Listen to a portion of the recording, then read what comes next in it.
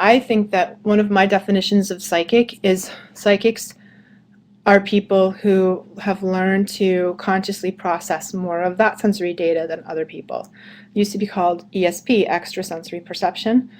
And I think that I read a statistic once that said, the average person processes about 10 to 20% of the sensory data that's coming in that's relevant to what they're doing at the time. So right now you're listening to, to the teleseminar, but in the back there's background noise. There's the feeling of your clothes on your skin. There's the feeling of the chair that you're sitting on. There's whatever taste is in your mouth, whatever you're smelling, and what all the other things that you could be looking at. You have to focus your attention on the 10% of that data that it takes you to follow to be present in the moment now. And I think what happens with psychics is they learn to expand that and they process more sensory data. So what happens when we're sleeping is that this unprocessed sensory data gets dumped in the form of a dream.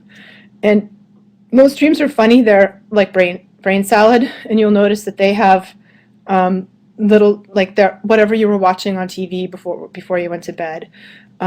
They're just sort of jumbled snippets of what you did during the day, and they don't have any emotional content or really relevance.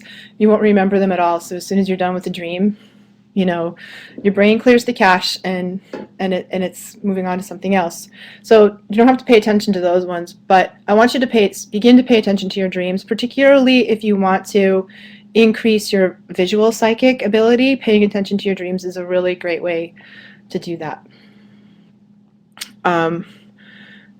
The next kind of dream, which is really relevant, are emotional dreams. And sometimes they're psychic, usually not. They're usually really connected to our internal process. And these are the dreams that when we have them, we feel a tremendous amount of emotion with them. So you may get very angry in your dreams, or afraid, or anxiety. Dreams, you have anxiety dreams like you're in school, and it's this is one that I have sometimes. It's sort of funny. I'm back in high school, and it's exam day, and I haven't been in high school in 35 years or 30, whatever it is, 30 years now. And I don't know where my classes are, and I can't remember what I was taking, and I have to still pass these exams, and I can't remember my locker combination, right? And it's very stressful. So I wake up like, and I think of that as an anxiety dream, and I think, what am I anxious about? There's something going on in my life that I have unprocessed anxiety about. Or you might have dreams that you cry, or you're sad, or your unconscious mind is processing an emotion that you are not letting yourself deal with in real life, right? Another example of this that I had was when I was younger. I would have these dreams, like really young, like in my 20s, where I would sort of like become like the Hulk and Hulk out. So I had one where I was sitting at the dinner table with my family, my parents, my sister, and we were all having a good time, and then I got mad, and I went into this rage, and I flipped the table over, and I stomped on everything, and I got bigger and bigger and bigger, like the Hulk. Or then I was like stomping through the house and I became like Godzilla, like smashing things and ripping apart buildings. It was really fun in my dream. I was having a great time. And then when I woke up, I was like, oh, I think I have an anger issue. Like, I got to work through some anger. I wonder what I'm really angry about. So these dreams are important. Write them down. Pay attention. Pay attention to what your subconscious is telling you that you need to process in some way that you're not processing, and see where that goes for you. You'll know those dreams because you'll remember them long after you wake up. You'll think about them during the day, and they have a really strong emotional content to them. The third kind of dream that's really important to help you develop your psychic is sort of the prophetic dreams.